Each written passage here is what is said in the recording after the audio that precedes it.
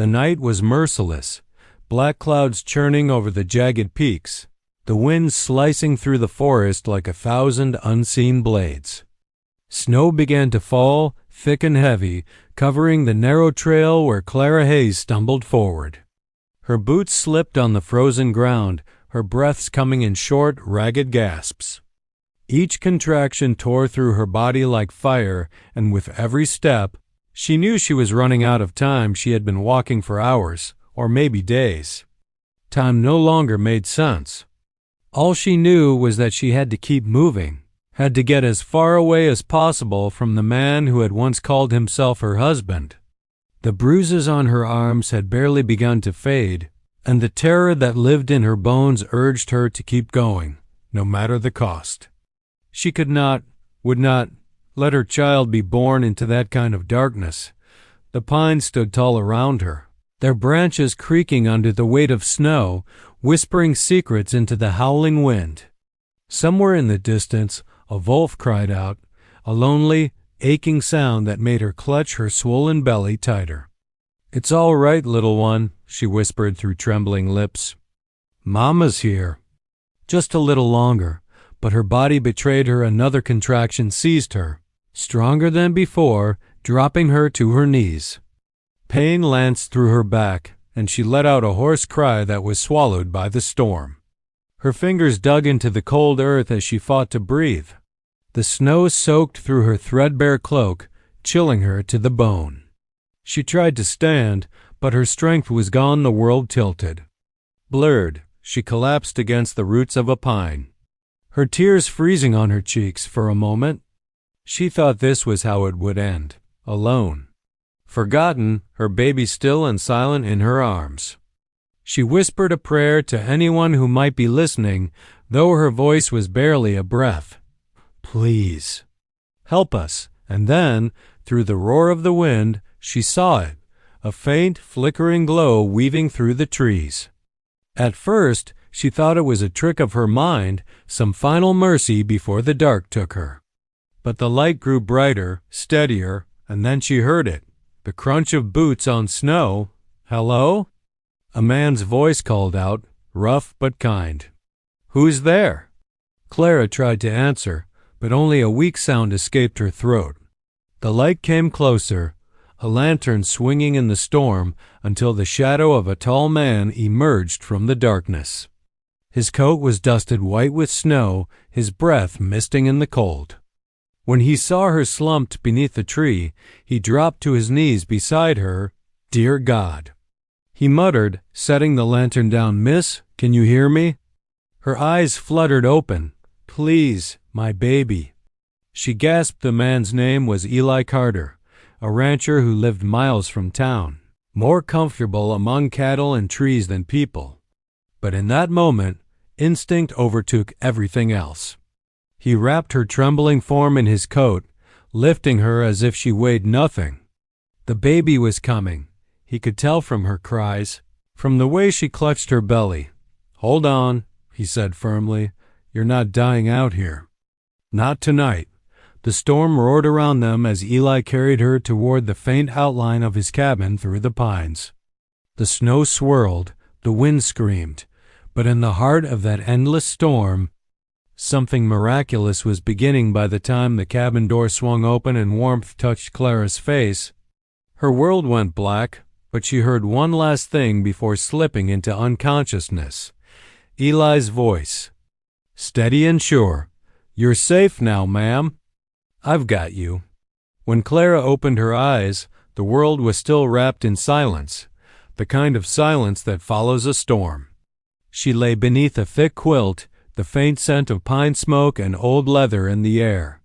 For a moment, she didn't know where she was. Then the warmth of the fire touched her face, and she heard it, the steady crackle of burning wood, the distant howl of wind outside. Slowly, she remembered. The storm, the stranger, the pain. Her hand shot to her belly, empty now. Panic surged through her. "My baby," she whispered hoarsely, trying to rise. But a firm hand rested on her shoulder. "Easy there," a voice said gently. She turned her head and saw Eli Carter. The man who had found her in the woods, he sat beside the hearth. Sleeves rolled up, a rough bandage wrapped around his forearm, his eyes clear. Steady and impossibly kind met hers. "Your little one's just fine," he said. Sleeping by the fire. Clara followed his gaze. And there, nestled in a bundle of soft cloth near the warmth of the flames, lay her baby, pink-faced, breathing softly. A tiny hand curled near her mouth. A sob escaped Clara's throat as she reached for her daughter. Eli helped her sit up, careful and patient, as if afraid she might break. "She came into this world strong," he said quietly. "Didn't wait for a doctor or for me to figure out what I was doing." Clara smiled through her tears, her fingers trembling as she touched the baby's downy cheek. "Hope," she whispered. "Her name is Hope." Eli nodded. A flicker of emotion crossing his face. "Seems fitting." The next few days blurred into a rhythm of soft cries. Crackling fires and exhaustion mixed with peace. Clara's strength returned slowly. Eli kept his distance at first, unsure how to navigate the fragile balance between kindness and intrusion. He chopped wood, brought her food, and made sure the cabin stayed warm. But sometimes, when he thought she wasn't looking, his gaze lingered, not with pity, but with quiet admiration. Clara, too, watched him. He moved with the careful silence of a man who'd learned to live alone for too long. There were pictures on the mantel, a woman's face in an old photograph. A ring of dust around where her things might have been. Clara didn't ask questions, but she could feel the emptiness in the cabin, the kind that only grief could carve. In the third morning, when she tried to thank him, Eli simply shook his head. "No need, you'd have done the same for anyone." She smiled faintly. "You don't know that." He looked at her then, really looked, and said, "I reckon I do." Outside, the snow began to melt, the world softening under the promise of spring. Clara started helping where she could, mending Eli's torn shirts, tidying the small space, singing softly to Hope as she worked. The baby's laughter filled the cabin, echoing like sunlight through open windows. Eli built a small cradle for Hope out of pine wood. His hands, calloused from years of ranch work, moved with surprising gentleness as he sanded each edge smooth. When he set it beside Clara's bed, she stared at it for a long moment before whispering. "No one's ever done something like that for me," he shrugged awkwardly. Figured she deserved something made just for her. That night, after Hope finally drifted to sleep, Clara lay awake, listening to the wind through the pines. For the first time in years, she felt something she had forgotten existed: safety. The man in the next room was still a stranger, but his presence calmed her heart in ways she couldn't explain. Eli sat by the dying fire, staring into the embers. He'd buried his heart long ago, beneath loss and silence. But tonight, when he heard the soft sound of Hope's breathing and Clara's quiet humming, something in him stirred. A flicker of warmth he thought he'd never feel again. And outside, beneath the pines that had witnessed her birth, the world held its breath, as if even nature itself understood that something new had been born inside that small cabin. Not just a child, but the fragile beginnings of a family. By the time the snows melted and spring light touched the valley, Clara had begun to feel human again. The cabin, once just a stranger's shelter, had become a quiet haven. Each morning, sunlight streamed through the pine-scented air, glinting off the polished wood floor Eli had swept clean. Hope's giggles filled the air, mingling with the soft clucking of hens and the rhythmic creak of the barn door in the wind. Clara had never known such peace. She woke early, wrapped Hope in a blanket, and carried her outside to greet the morning. The scent of wet soil and wildflowers made her heart ache with gratitude. For months, fear had been her only companion, but now, for the first time in years, she felt safe enough to breathe. Eli Carter was a man of few words, but his actions spoke in quiet ways. He mended fences with steady precision, gathered eggs with one arm while cradling hope in the other, and fixed the roof so the rain wouldn't leak through. He never asked Clara about her past, though she often caught him watching her, not with suspicion, but with a kind of gentle curiosity at first. Clara worked cautiously beside him, still unsure of her place. She helped mend his shirts, cooked hearty meals, and tended the small garden patch behind the cabin. Slowly, a rhythm grew between them, unspoken, easy, comforting. They began to share the same table, the same laughter, and sometimes long silences that said more than words ever could, but shadows lingered in Clara's eyes. When thunder rolled across the mountains, she would freeze, clutching hope close until Eli softly reminded her, "It's just the sky talking. That's all." Some nights she woke gasping, haunted by dreams of fists and shouts and a door that never stayed closed. She never told Eli what she saw in those nightmares, but he knew. He'd seen that kind of pain before. The kind that burrows deep and never fully leaves. Eli, too, carried ghosts. A photograph of a smiling woman still sat on the mantel, her face half faded from time. Her name had been Lydia, his wife, lost to fever 3 winters ago. After she died, Eli had locked away every trace of warmth in his heart, but Clara and Hope had cracked something open in him, something he hadn't realized was still there one evening.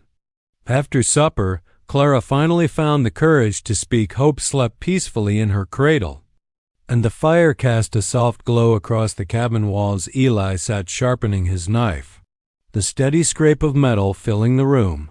"I should tell you the truth," she began. Her voice trembling, he looked up, but didn't interrupt. "My husband," she whispered. "He wasn't a good man. I thought I could change him, thought love could fix him. But when I told him I was pregnant, he changed. Worse than before."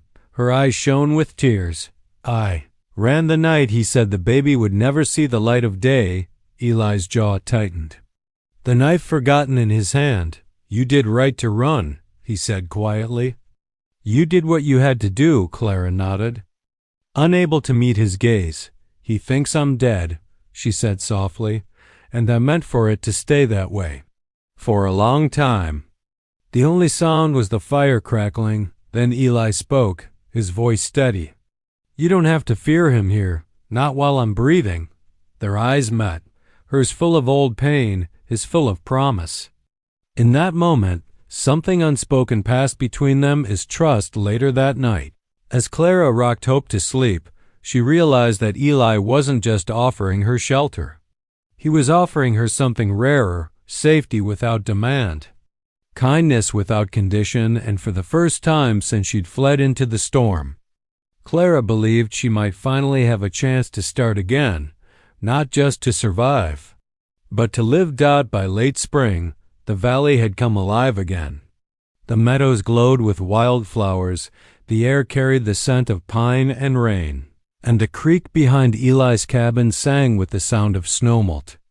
Clara had begun to laugh freely, her fears softening with each sunrise. Hope toddled on unsteady legs through the grass, giggling as Eli chased after her.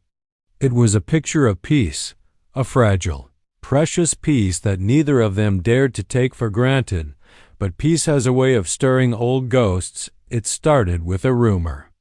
A ranch hand passing through town mentioned a stranger asking questions, a man with sharp eyes and a cruel tongue, waving a photograph and a wad of money. He claimed his wife had run off and that she'd stolen something from him. When the story reached Eli through the blacksmith, he felt the air in his chest turn to stone that evening. When he returned to the cabin, Clara was rocking Hope by the fire, humming softly. The sight made his heart ache. He didn't want to tell her, didn't want to see the light fade from her eyes, but she deserved the truth. "Clara," he said gently, setting his hat on the table, "there's been talk in town. Someone's looking for you." Her hands froze mid-rock. "For me?" He nodded. Tall man. Mean look about him. Sounded like trouble. For a moment, she said nothing. Then she whispered, "It's him." The color drained from her face and the tremor in her voice made Eli's stomach twist. "He's not supposed to know I'm alive." Eli crossed the room and knelt beside her chair. "Listen to me. You're safe here. He won't get near you or Hope. Not while I'm standing." But Clara knew better than to underestimate the man she'd escaped. Her husband, Thomas Reed, was as cunning as he was cruel. He wouldn't stop until he'd claimed what he believed was her, the child, and his twisted sense of pride for the next few days. Tension gripped the homestead. Eli double-checked the rifle, boarded the barn windows, and kept his horse saddled. Clara tried to stay calm, but sleep evaded her every creak of the floorboards. Every rustle of pine needles outside sent her heart racing then. One dusky afternoon, the danger found them. The sky had turned gray and heavy. A storm gathering over the mountains. Eli was out near the pasture when he saw a rider approaching, a dark figure cutting through the field like a shadow. He recognized the expression before he even saw the face: anger, arrogance, and the cold satisfaction of a man who thought he'd won Carter.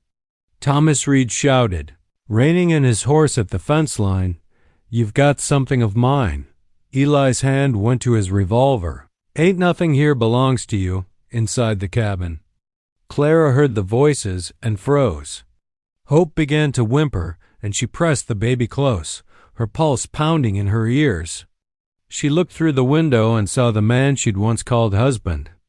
Even from a distance, she could see the sneer curling his lips. All the pain, the fear, the nights spent praying for escape came rushing back outside. Thomas dismounted, his boots sinking into the mud. "Hand her over," he snarled, "her and the brat. You don't want to get caught in my business." Eli stood his ground. "You'll leave here with the same thing you came with, nothing." The standoff lasted only seconds, but it felt like forever. Then Thomas reached for his gun. The crack of gunfire shattered the quiet valley. Birds scattered from the trees as the echo rolled across the pines. When the smoke cleared, Eli was on one knee. Blood staining his shirt, Thomas staggered backward, clutching his side. His face twisted in shock. Clara had fired the shot. She stood in the doorway, trembling. Eli's spare rifle shaking in her hands. Thomas's hatred burned to the last, but it wasn't enough to save him. He collapsed into the mud as thunder rolled above. Clara dropped the rifle and ran to Eli, tears streaming down her cheeks. "It's over," he rasped, wincing as she pressed her hands to his wound outside. The rain began to fall, washing away the blood, the fear, and the last trace of the man who had haunted her life. And beneath the whispering pines where her daughter had been born, Clara wept, not in sorrow but in relief. For the first time, the past had lost its hold on her. The days after the gunfight passed in a haze of exhaustion, fear, and quiet healing. The storm that had broken over the valley had washed everything clean: the earth, the air, and in some ways, Clara's soul. The man who had haunted her every dream was gone.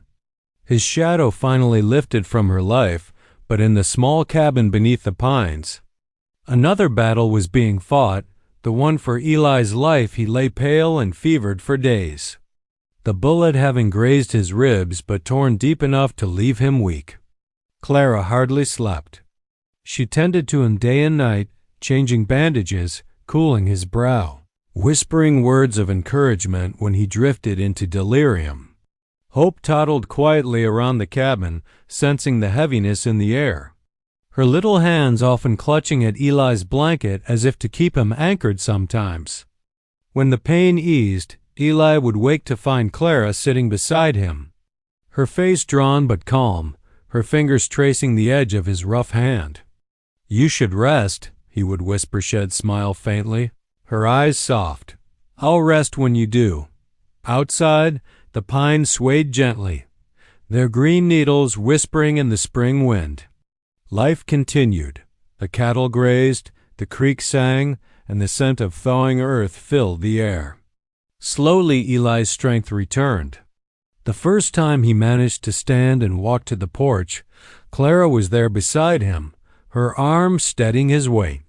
Together they looked out over the land, the same land that had seen death, birth, and redemption all within a single year. It feels different, Eli murmured. Like the world's new again. Clara nodded. Maybe it is. From that day forward, the cabin became more than a refuge. It became a home, not just for survival, but for living. Clara mended the holes in the curtains, cleaned the soot from the hearth, and planted flowers outside the door. She built a small garden, turning the soil with her bare hands, finding strength in each motion. Hope's laughter filled the air again. Light and free Eli, though still limping slightly, returned to his work. He rebuilt the fence that had fallen during the storm, sanded down the rough cradle he'd made for Hope, and taught Clara how to ride. She wasn't just his guest anymore. She was his partner in every sense of the word sometimes. At dusk, they sat on the porch together, the sky painted in gold and crimson. Hope played in the grass nearby, chasing the last fireflies of the evening. The silence between them was comfortable, full of unspoken things. One evening, as the sun slipped behind the hills, Clara turned to Eli.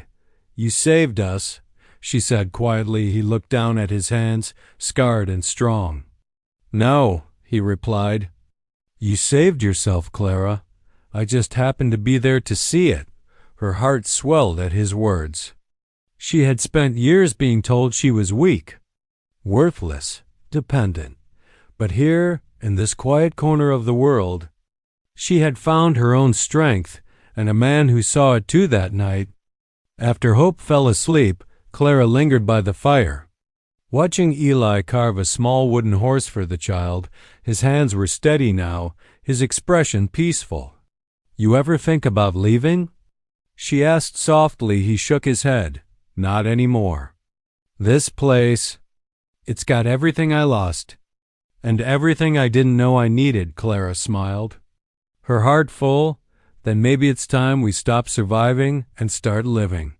Eli looked up, and their eyes met in the golden glow of the firelight. No words followed, none were needed. Outside, the pines rustled, their whispers no longer filled with sorrow or fear, but with a gentle peace, the sound of life continuing, of wounds mending, of hearts finding their way home for the first time since the night she gave birth beneath those same trees.